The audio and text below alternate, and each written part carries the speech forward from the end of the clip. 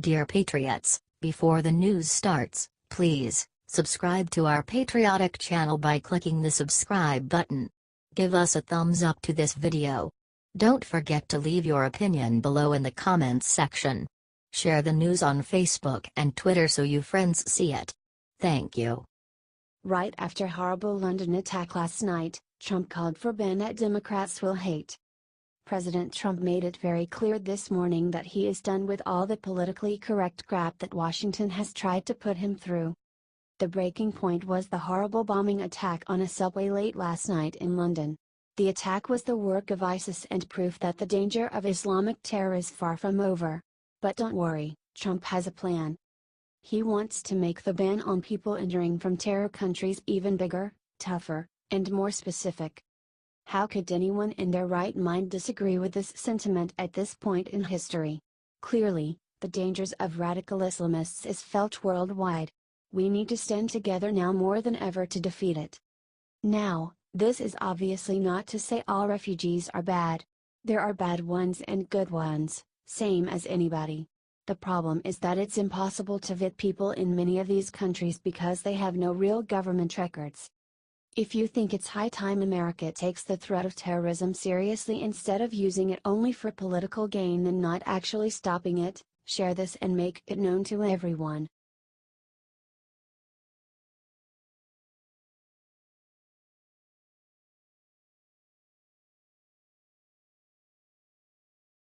Breaking: a White House press secretary has stepped down. Vice President Mike Pence's press secretary is now leaving the Trump administration. This just broke via AP. They are leaving to be an outside surrogate for the White House. Mark Lauder served as the top aide to Pence since the vice president was governor of Indiana. He worked as a spokesperson for Pence during the campaign. Lauder is going to work as a voice outside the administration. He says that he has been very honored to serve both the president and the vice president. He is going to help push the Trump agenda from outside the administration. Lauder has often made the case for the vice president's policies. Thank you for all your hard work, Mr. Lauder. Let's give him a good send-off, patriots. Tell him goodbye below and thank you for standing up to the lamestream media.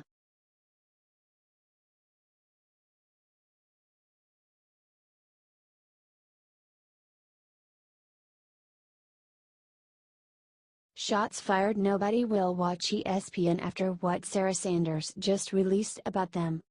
White House Press Secretary Sarah Sanders stood by her report that it was a fireable offense for Jemele Hill to call President Trump a white supremacist. Sanders reiterated her stance from earlier this week at Friday's briefing after Trump's tweets on the subject. Several reporters followed up with Sanders and asked if the White House believes that Hill should be fired. "It's not my decision to make for a private company," she responded. Sanders then said that ESPN set a standard by punishing on-air personalities for political statements but not punishing Jemele. Cohn was told by her ESPN boss to stay home from work after questioning ESPN's business decisions in April. Share this everywhere if you will not be watching ESPN anymore. Let's show them the thousands of Trump voters that will not be watching their stuff anymore. We are tired of their political messages.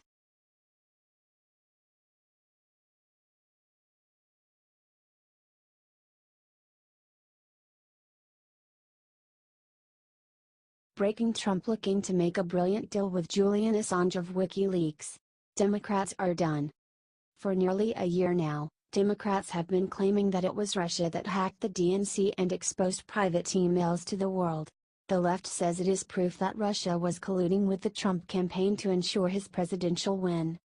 Julian Assange, the owner of WikiLeaks, has made it clear that Russia had nothing to do with the hacking and he has the documentation to prove it. It looks like the truth is finally going to come to light. President Trump is looking at a deal with Julian Assange that would pardon him in exchange for the truth about who hacked the DNC. The Hill reports. Representative Dana Rohrabacher, Republican California, sought a deal with the White House that would grant WikiLeaks founder Julian Assange a pardon or other act of clemency in exchange for information that he said would absolve Russia of blame for the 2016 email breach at the Democratic National Committee.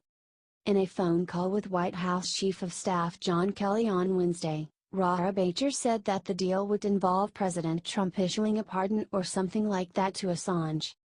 In exchange for the pardon, Assange will provide a storage device containing evidence that Russia was not behind the DNC email hacks that led to the release of embarrassing internal messages last summer.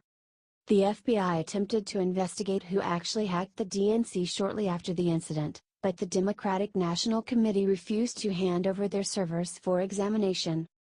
We may now learn why they were so hesitant to have their computers scrutinized.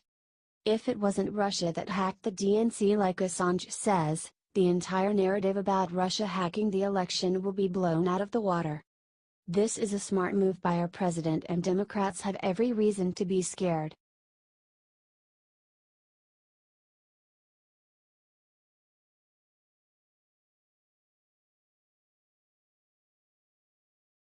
They all flipped. Trump just got Democrats and Republicans to do impossible on tax reform. For years all we have heard that it was impossible to make Congress work because of how politically divided they are. Well, President Donald Trump just did the impossible today. After a bipartisan meeting this afternoon between Democrats and Republicans about tax reform, something amazing happened. They agreed. Thanks to the outreach of President Trump, Democrats and Republicans left the meeting in agreement that we need to lower the corporate tax rate and help the middle-class tax rate at the same time. After leaving the meeting, Representative Vicente Gonzalez, a Texas Democrat, told reporters, "I'm ready to work with the Republicans on anything that makes sense. We do have one of the highest corporate tax rates in the world, but I think also we need to find ways that will give relief to the middle class and working class." And Democrat Eric Swalwell said he is already working with Republicans on lowering taxes in California. So how do we know that this is thanks to President Trump's actions? Well, that is actually pretty simple. Representative Mike Kelly, ARPA, told his colleagues at the meeting that Trump's bipartisan deal for hurricane relief was a message that, it may not be what you want, but it's going to get done. And wouldn't you know it? Now things are getting done the way our founders intended. No tricks or power plays, just bipartisan deal making for Americans, by Americans. Help share this out if you are as proud of Trump's success as we are.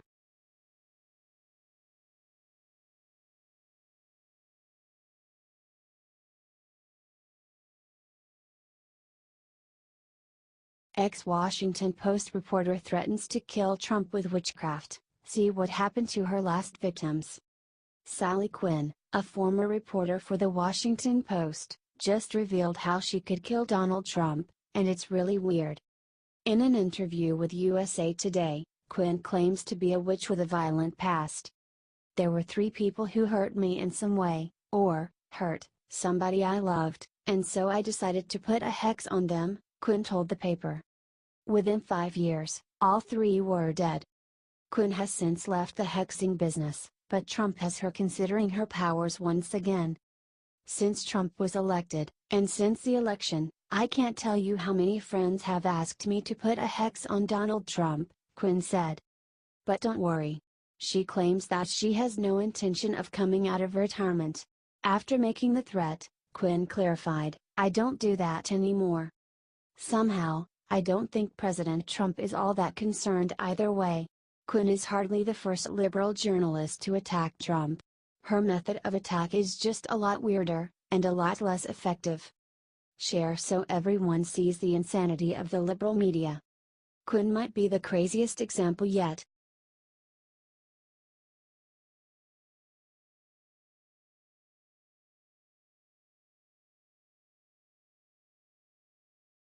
Backstop Jeff Sessions just got really bad news in Chicago. Look what happened. In a major ruling, a federal judge in Chicago blocked the Trump administration from requiring so-called sanctuary cities from cooperating with immigration agents in order to get a public safety grant. U.S. District Judge Harry Lineweber wrote in a 41-page ruling that the Chicago has shown a likelihood of success in its arguments that U.S. Attorney General Jeff Sessions has overreached his authority when he cut off sanctuary cities from federal funding. The judge also ruled that Mayor Rahm Emanuel's administration could suffer irreparable harm with immigration communities if the Jeff Sessions implemented the new standards. Once such trust is lost, it cannot be repaired through an award of money damages, making it the type of harm that is especially hard to rectify if Rahm Emanuel were to wait till the lawsuit is settled. This is total BS, and it just goes to show how powerful the swamp is.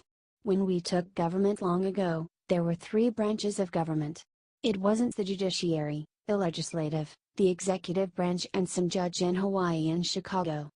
Share this everywhere if you think that Jeff Sessions has every right to take back funding from these cities that are more invested in helping illegals than they are citizens. Thanks for reading.